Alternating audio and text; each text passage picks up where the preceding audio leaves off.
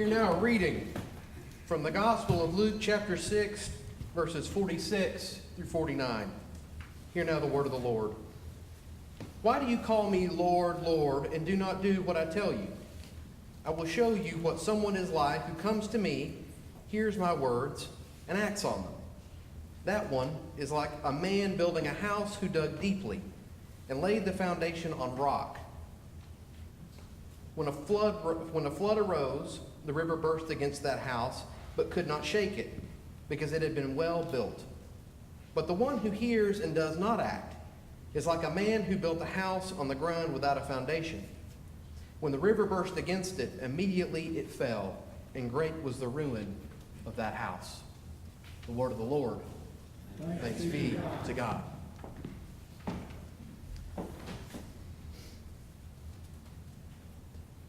You don't see any cracks, do you? No, none at all, I said surprisingly. As I looked at the 55-year-old poured concrete floor in the basement of my grandfather's house. And you won't ever see any cracks in this foundation while I'm still around, he said. Then he pointed to the wall, saying, "Now look at those block retaining walls. No cracks there either," he said proudly.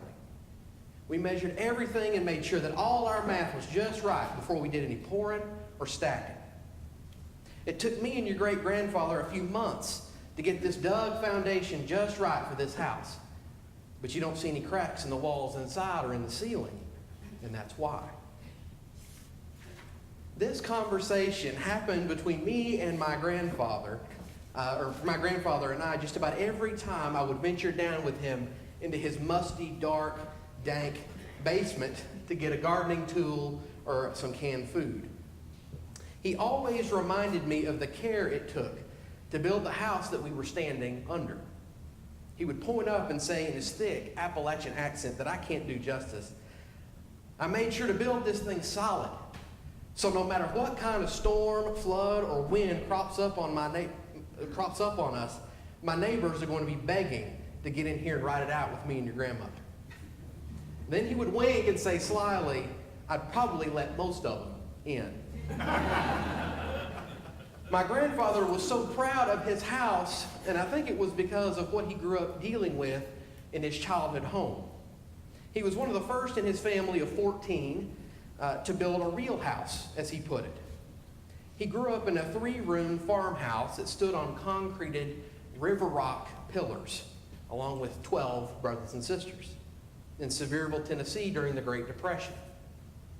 They were poor, and he would always talk about what it was like during a storm when he was growing up. He would say, "You never really knew which pillar would go first, depending on how much rain we got and how long the storm lasted. But one of them would always go. So me and my brothers would have to get down under the house in the muck and shore it up with wood from the shed. Happened during just about every big rain. You could set your watch by it."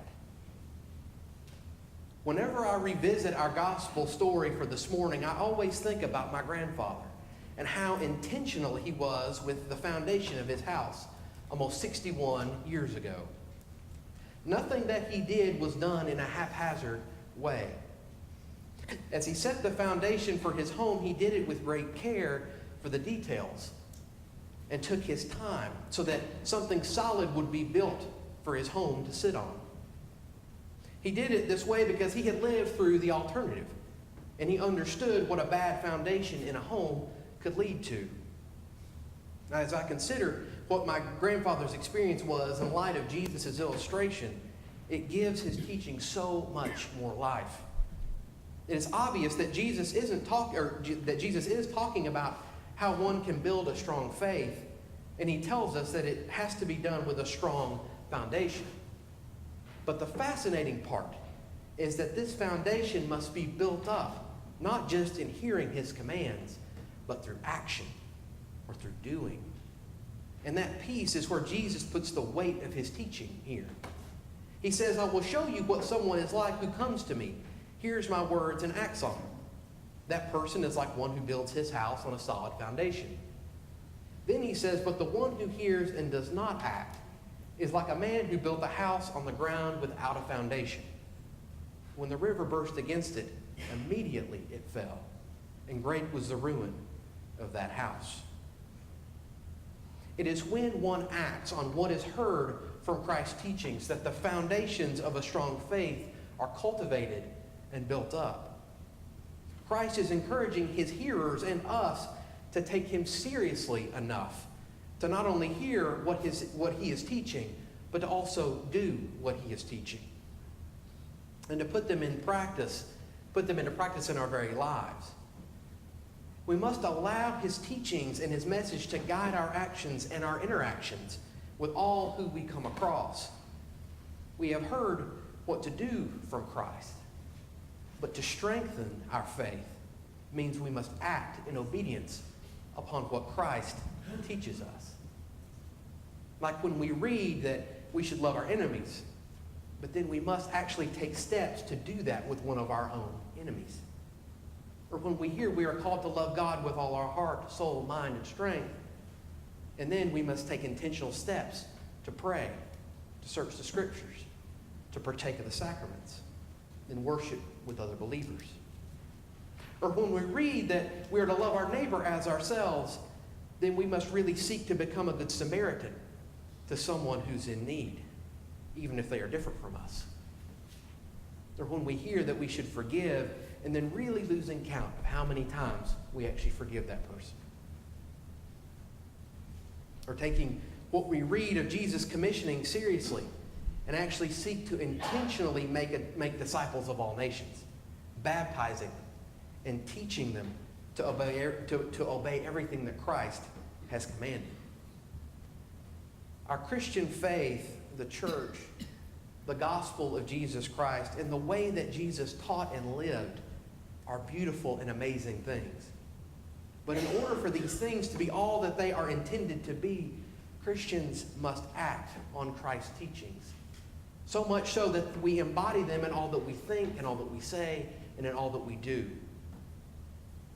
Through this little story that we read about a good foundation, Jesus is pointing us to the way that makes our faith come completely alive and mature. But what could hinder our endeavor to build a strong foundation? What is something that could stop us from embracing Christ's call to act rather than just to hear? What is something that paralyzes us to not take the risk of faith or of outreach? Well, I think a primary hindrance for us, and for many of us, is fear. Fear of failure, fear of embarrassment, fear of rejection, and even fear of making someone else a little uncomfortable. All of us have felt this, right? And I'm not talking about being scared of like bugs or like mice. Like I'm deathly afraid of the latter, of mice, which don't spread that around, but I am. I'm talking about that deep abiding fear that knots our stomachs, that makes our hands tremble, gives us a cold sweat, and that causes us to avoid the thing we fear at all costs. For many of us, it is uncomfortable to talk about our faith or our relationship with Jesus Christ, or even about who our church is and what it does. It is hard to talk about why we love our enemies, why we pray for others and love all people. It is easier to embrace a polite avoidance, to preserve tact, rather than talking about who Jesus Christ is for us today. Sometimes we feel that it is better to not say anything, or just to assume that the other person is all good with their faith or with where their heart is. We don't want to ruffle feathers or risk the consequences of an awkward interaction. Or maybe we don't want to talk about church with someone who may be recovering from a negative interaction with church from their past. I have felt these fears myself. And I struggle sometimes with what Christ demands of his followers. But when I think about who God is and whose I am, and that all of us are God's own, I think about our text from earlier that came out of Isaiah. I have chosen you and not cast you off. Do not fear, for I am with you. Do not be afraid, for I am your God. I will strengthen you. I will help you. I will uphold you with my victorious right hand. For I, the Lord your God, hold your right hand. It is I who say to you, do not fear, I will help you. We are called to trust God, to live by faith, to not fear, and to know that God is our help and our strength. God is with us, especially in the midst of our hardest trials and in our darkest hours of fear. Even if that fear has to do with us embracing what it means to act on Christ's teachings, to love all people, and to share his message with the world in the most effective way possible. The stewardship material that Sharon and I were provided to preach from for the next several weeks has titles for each Sunday. Today's was entitled Fearless Living. And I wrestled with this focus quite a bit, I must admit, as I prepared my sermon for you this morning.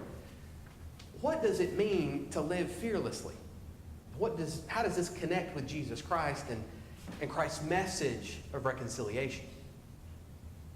As I thought about this and about our world, I began to consider how pervasive and entrenched fear is and how entrenched it has become in our American society and culture. It seems to guide many of our decisions politically as of late, while also influencing our place in the world and how we treat others who come from other places. We have been gripped by it in many ways over the last several decades, but especially in the last several years. And what has made this more difficult is that those places and positions that we have often looked to for moral guidance and an example or an ethical stance have been lacking as of late. There is so much that we feel we can't trust anymore. And there is so much anger, violence, and animosity, and fear in our country. But what can we do about this? Where can we turn? Well, I think that this moment in history and for our country is very important. And I think that Christians and the church have an essential role to play. We have an opportunity to act on behalf of Christ and to embody his teachings for the world.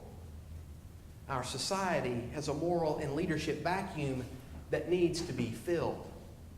And many people are struggling to know what it means to be whole. They're struggling to find meaning and purpose, compassion, and even love. I think that there is no greater moment of need for the love of God in our world than right now at this moment. And for the message of reconciliation to be plainly made known to all people, especially those who are hurting. We have a tremendous opportunity to impact the lives of those around us, whether it is our families, our coworkers, our enemies, our friends, and even the person in front of us at the lunch counter. Christ comes alive in our hearts, in our world, when we take that leap of faith to act as Christ's hands and feet in our world. It takes a certain kind of fearlessness to live out the gospel and to embrace what it means to be an ambassador for Christ.